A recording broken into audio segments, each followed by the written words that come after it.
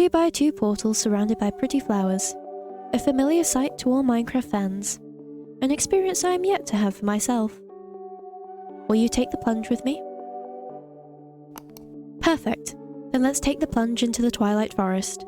We'll face off with 9 bosses haunting these woods, traverse the awe-inspiring landscapes, and run into plenty of side quests and hijinks along the way.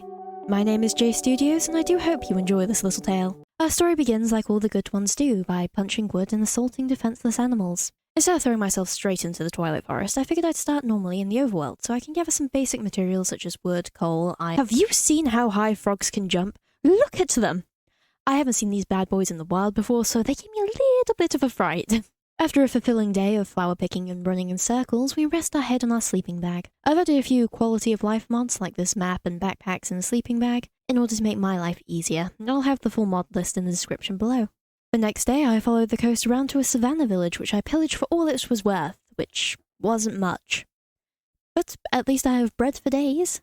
Sensing that this village may have been a bust, I crafted a boat to sail the high seas. Fortunately, before I set sail, I opened my map and spotted a village I would have otherwise missed. You see why I added this? So I changed course and headed towards the village, sleeping away our second night outside the village. Day 3 included coal mining and even more pillaging, before I climbed to the top of the hill to spot a cave. In order to make a portal to the Twilight Forest, we are going to need 1 diamond, along with any iron or other natural resources that we can find. All this prep will make our transition into the Twilight Forest easier. While I searched this cave, I thought I'd tell you about my new skin. If you've seen my previous Minecraft videos, then you know I love having a skin for every occasion. Honestly, it's becoming a bit of a problem. I have more skins than I'll ever have a use for. But that aside, I made another one for the pile.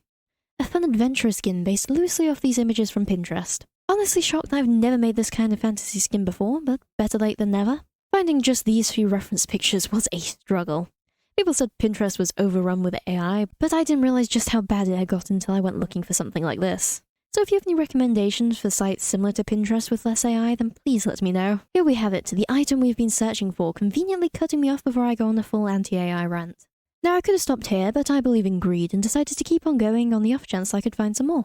Which I did. I also found a slime, which was a little random. Overall, I left the cave with 6 diamonds, enough iron for some tools and armor, along with some gold for good luck. Once I had emerged from the cave, I was drawn to some pigs for food, but next to them was a horse. And suddenly, I had an idea.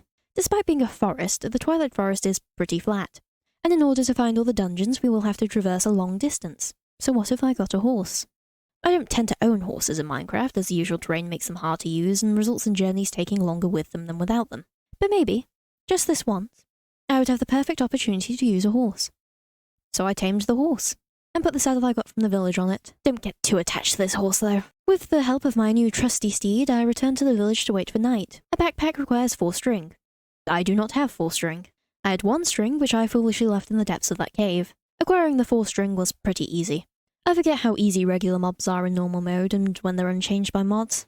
Honestly, this series so far has been quite refreshing. I usually play 300 plus mod packs, so going back to something simpler has been nice. Now that I have the backpack, I continue my pillage of the overworld as I've spotted more structures to loot. Just up from the village is a ruined nether portal, a big one.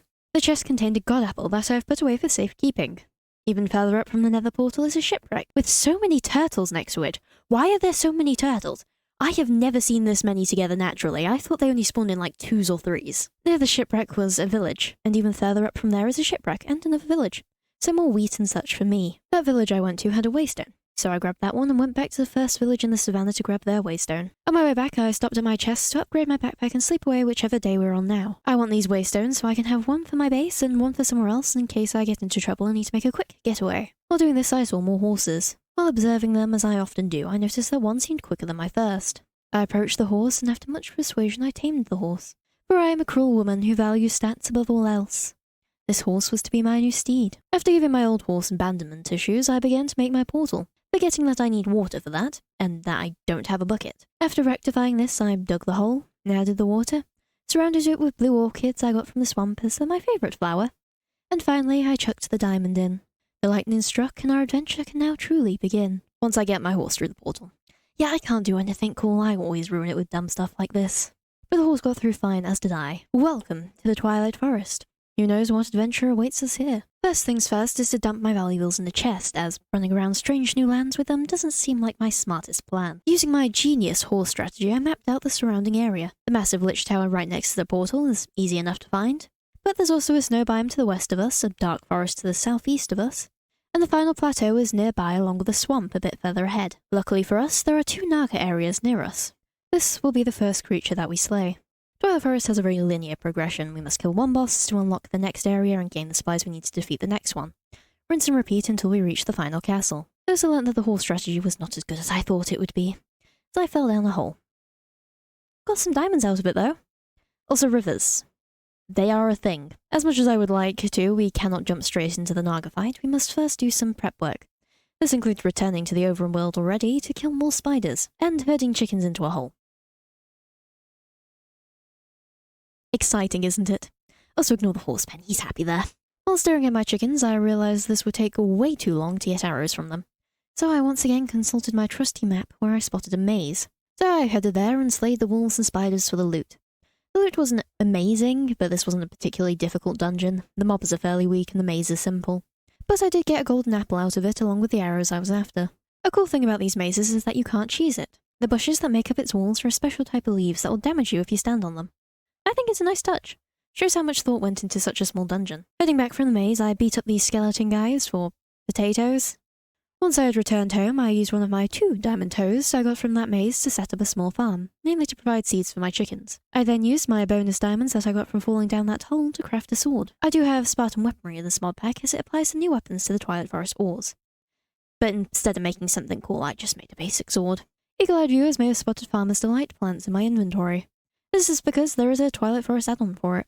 I thought both these mods would be cool to add in, because when else am I going to use them? Now that I have my shiny new sword and the bow I got from killing spiders, I can head off to the Naga's lair. Entering in the most elegant of ways, I stared face to face with this beast before jumping in. No turning back now.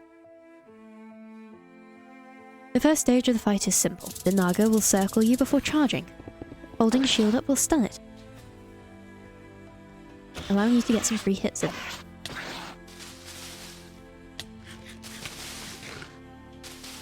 As the Naga takes damage, it will lose parts of its tail. These will explode, dealing damage, so we have to be mindful to avoid them.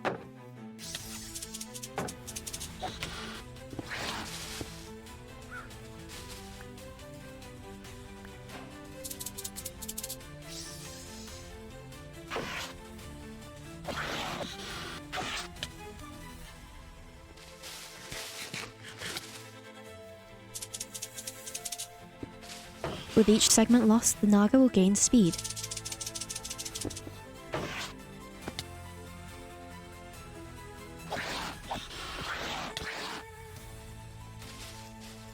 After losing around half its health, it enters the second phase, for it is angry now.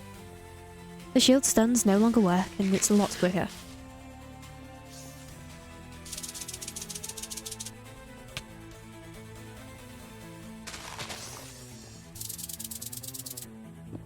From this point on, I put those arrows to good use, dealing most of the damage with that while trying to block and evade its strikes.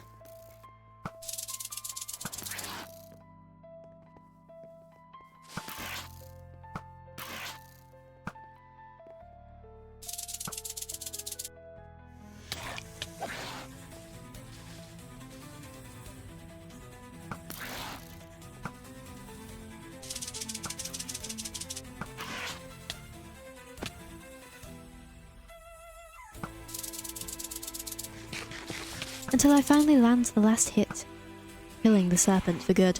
My reward? Its head, the first of many trophies, along with its precious scales used to craft Naga armor. This armor is special as it comes with built-in enchants. This added protection will be crucial in our upcoming battles. With the battle hard won, I headed back to the pile of chests I call home, to prepare for our next battle against whatever, or whoever, resides at the top of that tower.